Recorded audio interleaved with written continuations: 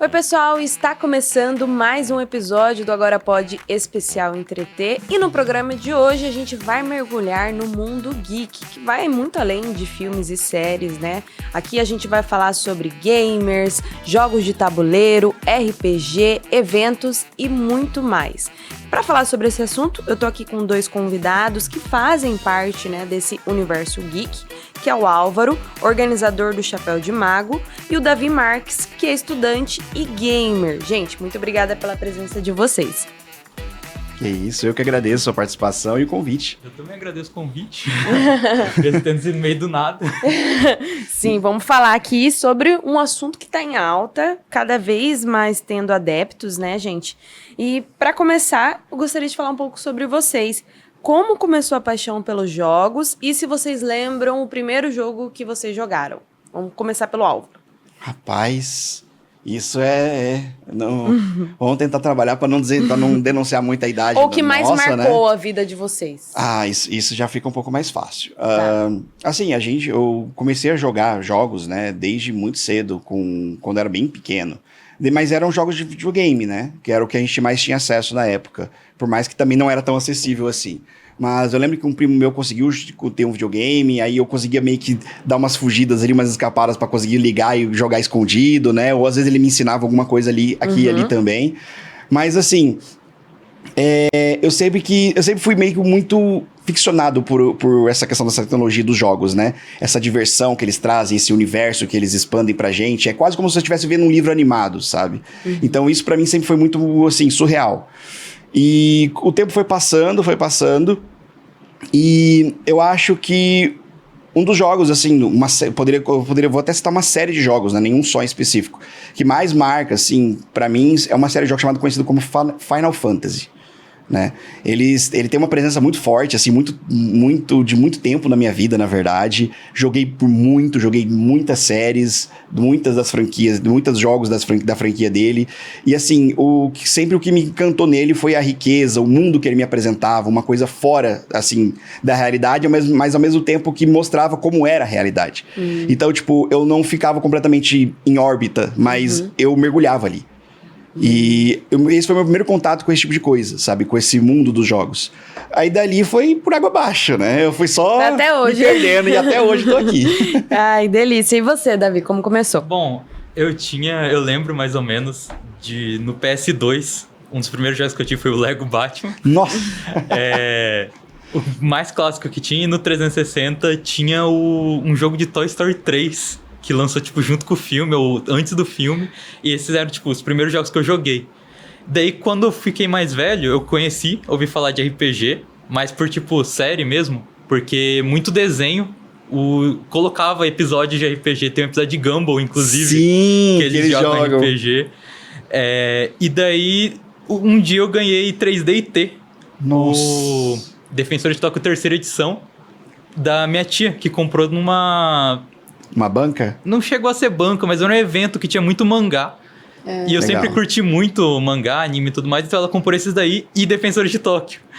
E o Defensor de Tóquio eu lembro que vem com um kit de dados, 3D6 vermelhos, nossa. 3 ou 4 D6 vermelhos. Eles eram estilizados, né? Eu lembro. Sim. E daí, tipo, veio, eu li, só que eu não tinha quem jogar, não tem como explicar pra minha tia como jogar 3D e T, mas na escola eu cheguei já, tipo, sentar assim, daí chegavam meus amigos com uma ficha escrita no papel, e daí a gente falava, e não tinha como jogar dado na escola, então a gente falava e daí a gente deixava acontecer.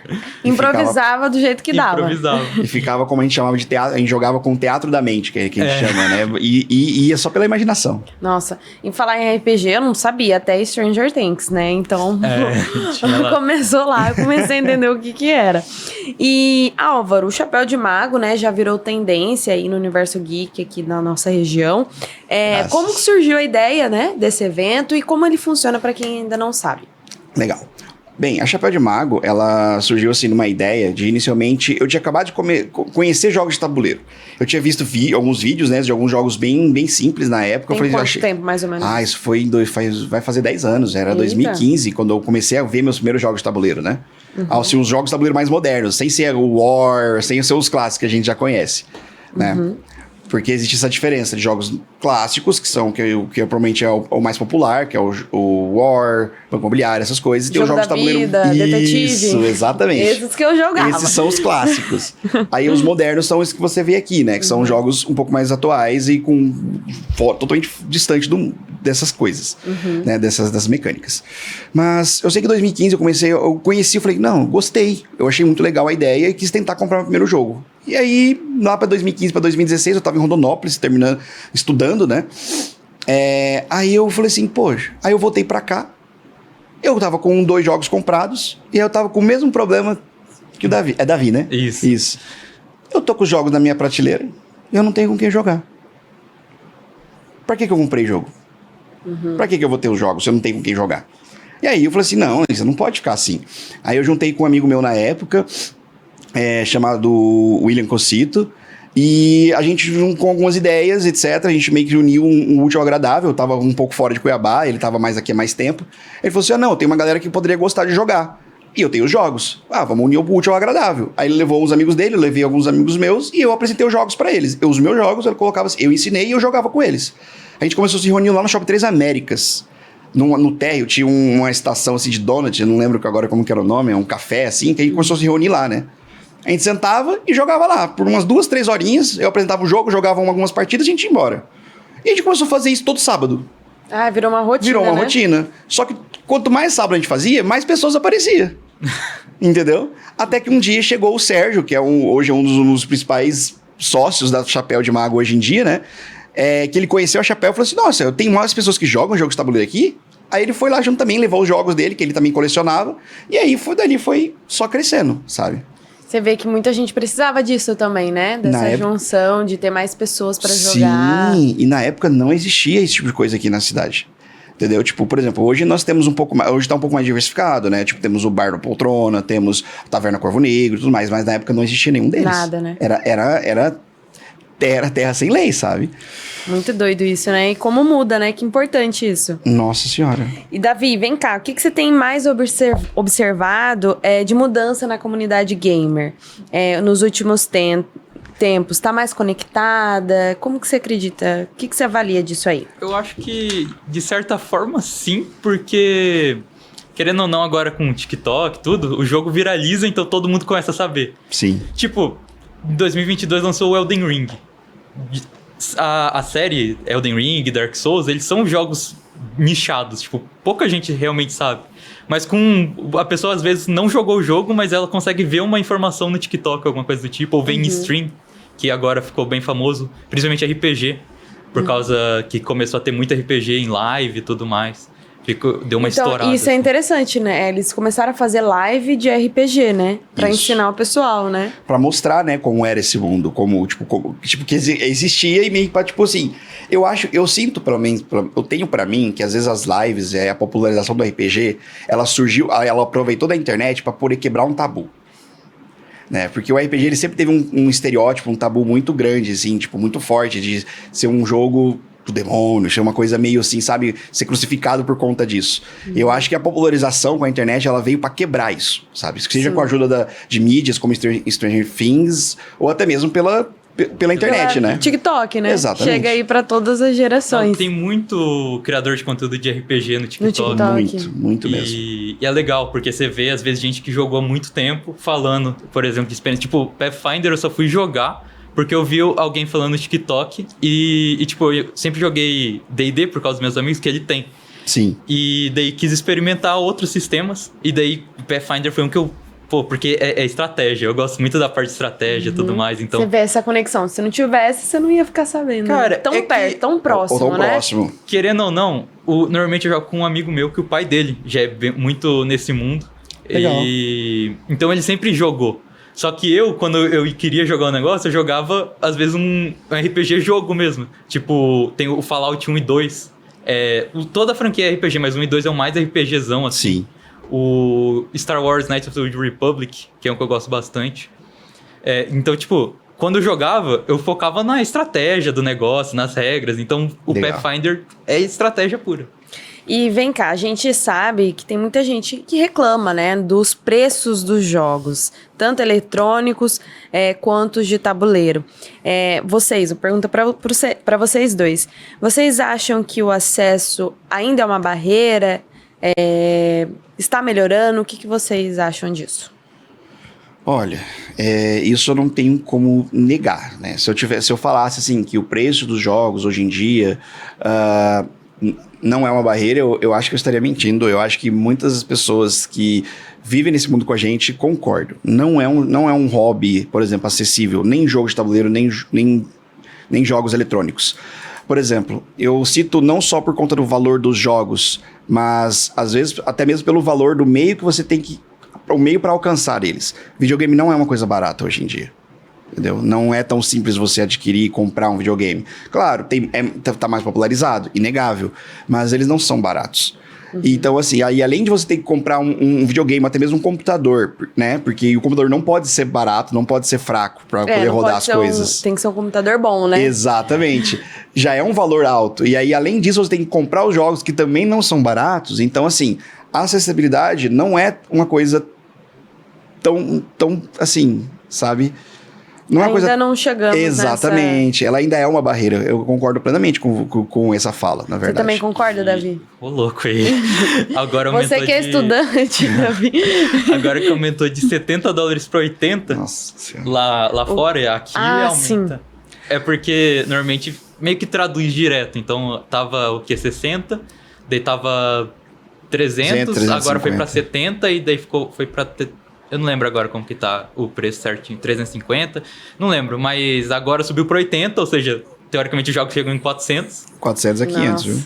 E sempre foi muito caro, tipo, você quer comprar a versão completa do jogo, daí 500, 600 reais. Aí você joga lá pra cima o valor, né? E RPG, tipo, D&D que é o mais famoso assim, livro base acho que tá 300, 200. Sim. E cada expansão nessa faixa de preço. Nossa. E é tipo 5 expansões, vamos falar. Por isso você deve ter um ciúme dos seus jogos, né? Com certeza, a gente sempre toma muito cuidado. E é por isso que jogos, por exemplo, vamos colocar como no computador, que eu acho que é a mídia mais fácil, assim, mais acessível, né? Por isso que jogos de graça, jogos gratuitos, eles são muito populares. Porque eles são acessíveis, né? Sim. Eu sempre defendi muito essa questão dos jogos e, tipo, às vezes compensa muito mais você dar uma acessibilidade do que, às vezes, um valor mais alto por uma qualidade maior, sabe? Isso em questão de retorno, né? Porque aí a acessibilidade garante o retorno que você precisa e o resto se paga, né? Sim. Pelo menos isso, em minha opinião, como os jogos deveriam funcionar. Não que os jogos tinham que ser de graça, Sim. mas a acessibilidade deles facilita muitas coisas. Isso muitas é verdade. coisas. E pra você, Álvaro, como que foi o caminho do RPG até chegar no Brasil? Se você quiser falar também disso, Davi. Ele não era daqui, né? Ele chegou, recente, como que foi isso aí? Não, o RPG, assim, pra chegar no Brasil mesmo, chegar uma coisa em português, demorou um pouco, né? Eu não vou saber exatamente o tempo ou a época que ele chegou, mas... Isso nunca impediu, pelo menos, a gente de ter acesso de jogar, né? Eu lembro que o primeiro RPG que eu joguei foi eu tinha, acho que 11 anos de idade. E foi com um grupo do prédio que ia jogar RPG. Ele falou assim, vamos lá, você quer jogar também? Aí ele me empurrou pra jogar com eles lá. Colocaram numa mesa, aquelas papel sulfite. Fez a ficha lá no papel sulfite, escrevendo. E joguei ali, entendeu? Então, assim, como o RPG sempre foi uma questão muito de imaginação... nós sempre tivemos acesso a ele indiretamente. Mas o Brasil ter acesso ao RPG não é... Ao mesmo tempo que não é tão recente, mas também não faz tanto tempo assim. Entendi. Isso assim, pra ser uma coisa em português, entendeu? Pra ser uma coisa mais nacionalizada. Mas o pessoal já via de fora, já via, né, pela internet, por Na verdade, vídeos. já tinha sistema nacional A Dragão Brasil, que é uma revista, ela que meio que trouxe, assim, de forma acessível, que é o 3DT que eu falei, que foi o primeiro sistema que eu tive. Ele começou com essa ideia de trazer de forma acessível pro pessoal e espalhar. E fez um certo sucesso. Só que, querendo ou não, o que a maioria do pessoal fazia era pegar na internet um PDF e imprimir. Ah, entendi. O pessoal improvisava, né? Bota improvisação nisso. Tem que ser criativo. Já começa por aí, né? Já tem que ser criativo jogando. E, Davi, após a pandemia, você acredita que mudou a forma como as pessoas jogam? Em que forma que mudou? Com certeza. É porque quando teve o boom de live, de RPG e tudo mais, foi na pandemia. Então o pessoal começou a jogar em call mesmo, pela internet. Então ainda existe hoje até, tipo, uma rixa entre o pessoal que prefere jogar online e prefere jogar presencial. Sério? Isadora. Eu tenho um amigo que não joga online, só joga presencial. Nossa. E eu prefiro jogar presencial, mas, eu prefiro muito mais. Só que eu jogo online também, eu não abomino, mas em preferência não eu prefiro... desfaz. Não desfaço, de forma alguma. Eu até jogo muito, na verdade. Eu sou assim também, eu prefiro o presencial, mas é que às vezes o online é mais fácil. É mais fácil, exato. Você não tem que separar uma mesa, uma hora pra chegar todo mundo ao mesmo tempo. Às vezes a própria tecnologia ela facilita muito, né, de como o jogo acontecer. Tem, às vezes, sistemas, mecânicas, tecnologias que ajudam você a jogar e a mestrar, né? Agilizando até mesmo o jogo. É verdade, massa, hein? Cada hora, cada dia tá mais evoluída a tecnologia, Nossa né? Senhora. E um termo novo, né? Eu tava até perguntando pra eles antes da gente começar aqui, que muita gente não conhece, é o Border Gamer. Board game. Board game, isso. O que é esse termo? O que é isso? Da onde ele surgiu? O board games, ele nada mais é do que jogos de tabuleiro. É a tradução pro inglês de jogos de tabuleiro, né? Geralmente, tipo, eu acho que eles usam os termos board games, né? Porque eu acho que é mais fácil. Não sei ao certo qual que seria a diferenciação do termo, mas se falar board games e falar jogos de tabuleiro, você tá falando da mesma coisa. Garanto pra você, né? Acontece que com o tempo, principalmente por causa da pandemia, né? Que eu acho que o fato de você tirar as pessoas do seu cotidiano e fazer o cotidiano delas se tornar uma coisa mais casual, mais dentro da casa deles, fez que com eles abrissem os olhos para outras coisas. Eu acho que os jogos de tabuleiro, que era uma coisa que ficava fora desse cotidiano, acabou ganhando mais visibilidade, né? Então, é por isso que eu acho que o termo foi se popularizando. Entendi. Sabe? Por isso que os jogos de tabuleiro também foram ganhando mais destaque também. Vocês acreditam que os jogos de tabuleiro ultimamente deram um destaque maior? Sim, com certeza. Ultimamente, tem como comprar alguns até em livraria. Lá no shopping você encontra bastante nas livrarias. Só que são jogos mais simples, né? Não é um Warhammer. Antigamente, nas papelarias, livrarias, você até encontrava um jogo aqui, mas era que nem a gente comentou, jogos clássicos, detetive, essas coisas, né? Xadrez, dama. Isso, eu tenho dominó. Dominó, exatamente. E vem cá, Álvaro, os jogos de tabuleiro, a gente já falou sobre isso, mas e o RPG ainda tem espaço com o avanço desses jogos digitais? Olha, eu acredito que sim, e na verdade ele se expande, né? Porque o RPG, ele em si, ele não é um jogo, ele é um gênero, podemos assim chamar. Ele não é uma plataforma, ele é uma espécie de tipo, como eu posso para explicar melhor, né? Então existe, por exemplo, existe jogos de ação, existe jogos de RPG, né? Só para ficar mais fácil de exemplificar. Jogos de aventura, jogos de RPG, exatamente, né? Ele é uma classificação. Então, com a tecnologia, facilita muito isso, porque os jogos podem adotar muito esse gênero. Então, expandindo mais ainda a mídia para as pessoas conhecerem o gênero, conhecerem esse tipo de jogos e assim por diante, sabe? Além de, por exemplo, o RPG de mesa, existem muitas plataformas online que automatizam muitos jogos, né? Tipo, tem coisas que, por exemplo, assim, a galera, às vezes os mestres, que é o que geralmente tem nos RPGs de mesa, antigamente tinha que desenhar o próprio mapa, montava maquete para poder fazer os mapas, para poder colocar na mesa pra galera jogar, comprar as miniaturas, colocar na mesa, pintar as miniaturas. Hoje em dia a internet fornece tudo isso, fornece mapa, fornece som, fornece trilha sonora. Então, tipo, automatiza tudo.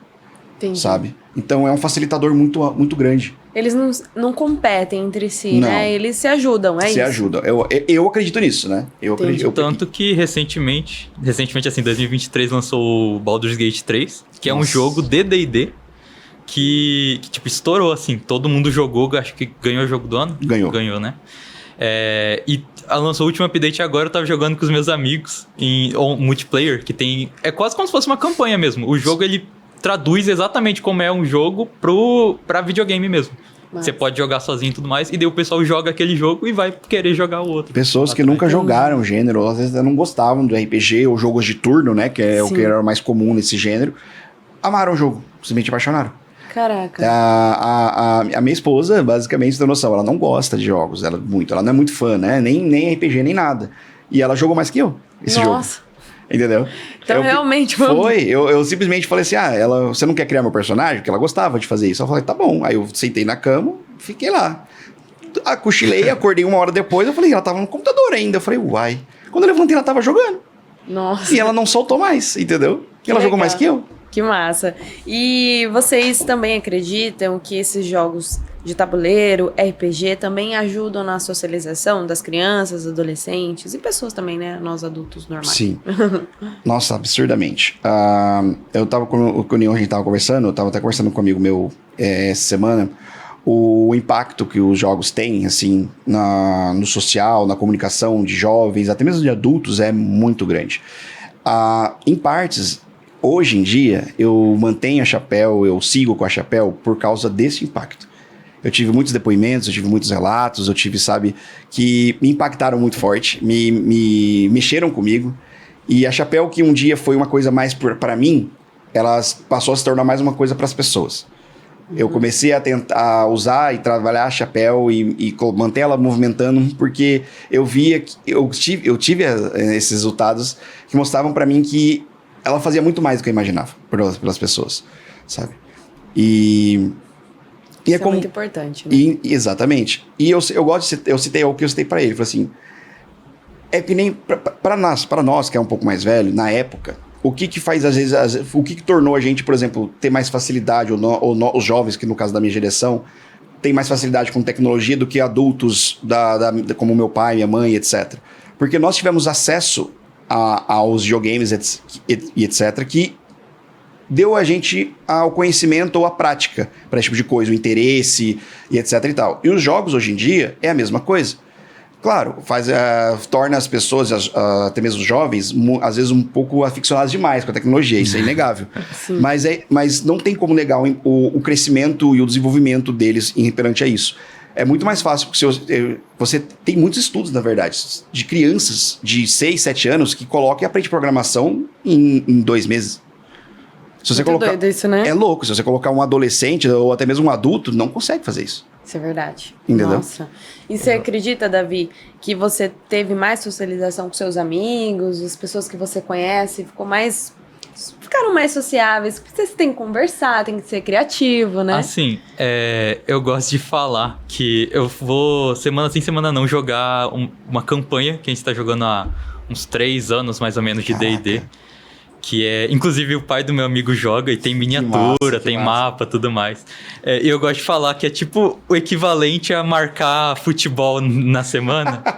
Tipo, meu pai comenta... Em vez de você jogar um futebol, você vai jogar um RPG. Só que, tipo, eu nunca ia marcar um futebol. Então, tipo, o que a gente saía antes, às vezes, pra ir no cinema, coisa do tipo, a gente marca no sábado, então a gente passa a tarde lá e joga uma sessão. E a gente tá nessa... 3 anos já. Já vai fazer... Tá na 3ª temporada, Nossa. vai fazer 3 anos. Você E vê. essa é o... E a gente tá terminando a campanha agora. Que legal. E é isso, 3 anos que você tá convivendo com seu amigo, com o pai dele... E toda aquela galera interagindo, jogando, conversando, se divertindo. Fora a interpretação, né? Você ganha meio que essa habilidade. Você vai meio que pegando automaticamente. Vai Tipo, pegando o jeito, né? Você não precisa ser um ator pra jogar. Sim. Só que você, querendo ou não, conforme você vai jogando, você vai melhorando a cada campanha, a cada sessão que você faz, você acaba. Tem dia que você vai estar mal, né? Não, naturalmente. O seu emocional, ele afeta diretamente todo o seu desempenho. Mas o RPG, ele... Mesmo que nem ele falou, você não precisa ser um ator. Mas conforme você vai vivenciando aquilo, a sua compreensão social de como funcionam relações e interações, ela melhora, ela se desenvolve. Então, você entende como é, às vezes, conversar com alguém, você, às vezes, entender como uma pessoa se sente. Isso você vai ter nessa empatia, você vai desenvolvendo essa percepção. Você tem que ter uma conexão, né? Com certeza. Você tem que ter conexão. Eu tava vendo uma entrevista, acho que é do... eu esqueci o nome do cara, mas ele é do Critical Role, que é um cara muito grande de RPG lá fora. Acho que é Matt Smith? O nome dele? É Matt Smith, isso. Matt Smith, que ele é dublador e toda a campanha dele são com outros dubladores. Ele é americano, ele que popularizou lá, praticamente. Ele que começou também com o stream de RPG e tudo mais. A gente vai quase fazer uma propaganda aqui. É verdade. Inclusive tem até série animada dele. Nossa. Pra você ter uma noção, ele tem uma campanha que ele narrou e ele gravou essa campanha em live. E ela ficou tão famosa que fizeram uma série animada dela, da campanha dele. Caraca. E aí os próprios Cara jogadores... é foda, né? Nossa, eles foram absurdos. E os próprios jogadores, que eram os dubladores, dublaram seus personagens dentro dessa série. Ah, É, que massa. Ela tem, acho que a gente pode falar o nome da... Não, pode. Na Ela tem, Prime. acho que na Prime, Agora né? pode. Agora pode? E ele disse em uma entrevista que o negócio da interpretação é que você chega num ponto que você começa a se sentir com o personagem. É como se você tivesse imergido lá e você vira Tá o ali personagem. dentro mesmo o personagem. E parece um negócio meio besta, porque é tudo, tipo, bonequinhos num mapa, às vezes nem isso, às vezes só imaginação e dados rolando. Mas geralmente esses personagens, você tem um personagem fixo no jogo. Por exemplo, você vai jogar com um grupo de amigos. Você tem um personagem fixo ou você pode mudar a cada jogo? Depende. O meu mestre, por assim dizer, o cara que mestra pra gente, ele não gosta muito da ideia de aposentar personagem, que é você jogar com um personagem em uma campanha ou em uma sessão e aposentar na próxima. Ele gosta que você mantenha, porque querendo ou não, você cria com a própria os outros players e os outros personagens. Você tem uma história e você vai desenvolvendo ela pra você, tipo, largar do nada pra criar outro personagem. Ele não gosta muito disso. Mas dependendo de quem seja, o cara pode deixar à vontade. Fica... Isso. Depende de quem tá ali jogando, né? Eu sempre... Exato. Eu sou mestre também. E assim, acho que todo mestre deve pensar muito parecido. A ideia é sempre criar uma história. Então, tem alguém que basicamente cria um personagem todo, pode ficar mudando o tempo todo, às vezes não é legal, porque não dá pra você construir uma história basicamente com isso, com essas alterações. Mas eu sempre comento com meus jogadores que assim, eu acho que dentro da RPG existe a lei da conveniência. Por mais que nós temos personagens, que eles tenham personalidade própria, etc., você vai atuar e agir de acordo com elas, por trás desses personagens nós temos jogadores e um grupo de jogadores que estão ali pra se divertir e jogarem. Então... eu acho que eu valorizo muito mais a situação do grupo de jogadores e do grupo de amigos jogando e se divertindo do que uma situação dentro de jogo, por exemplo, sabe? Então, por exemplo, se a pessoa não se sentiu confortável com o personagem dela, ela quer trocar ou algo do tipo, se é mais divertido pra ela, se ela não tá confortável, se as pessoas também elas não se importam e elas estão de boa com isso, por que eu, como mestre, vou impedir? Entendeu? O foco é os jogadores. Não é simplesmente só a minha história, só é a nossa história. Sim. Então, eu acho que funciona basicamente assim, né? É uma conversa, é uma conversa. troca. Exatamente. Vai se ajeitando. Vai de caso em caso. De Vai caso ter em gente caso. que vai criar um personagem achando que vai ser muito legal e não encaixa no jeito que o cara joga.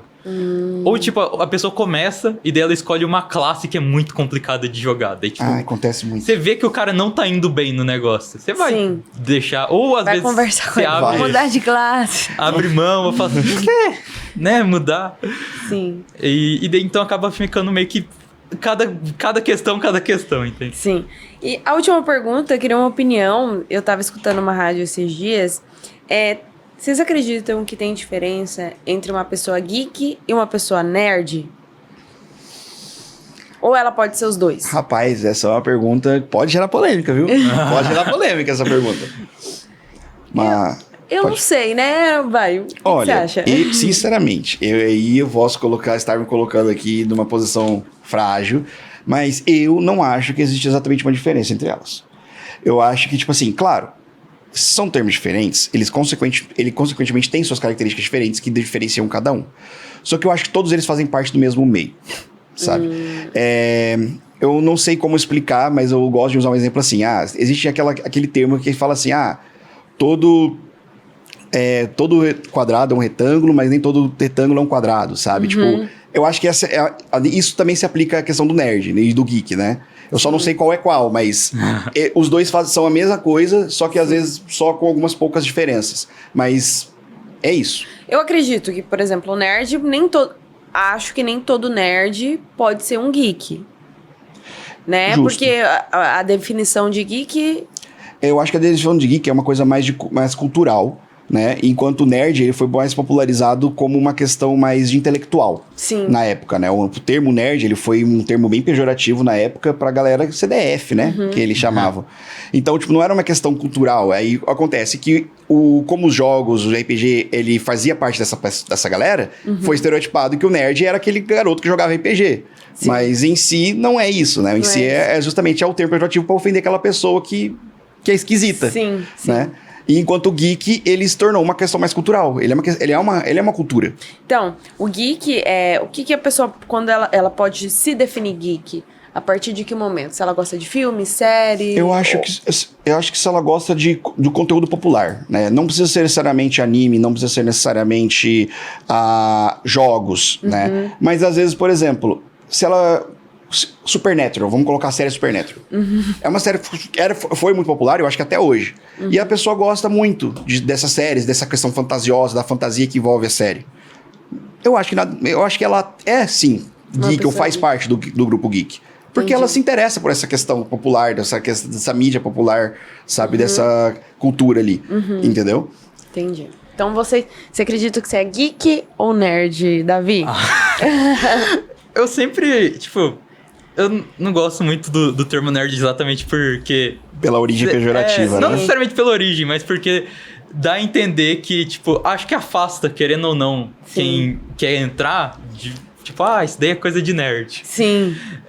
Então, tipo, acaba meio que afastando o pessoal que quer jogar. Mas eu acho que, de certa forma, todo nerd é geek.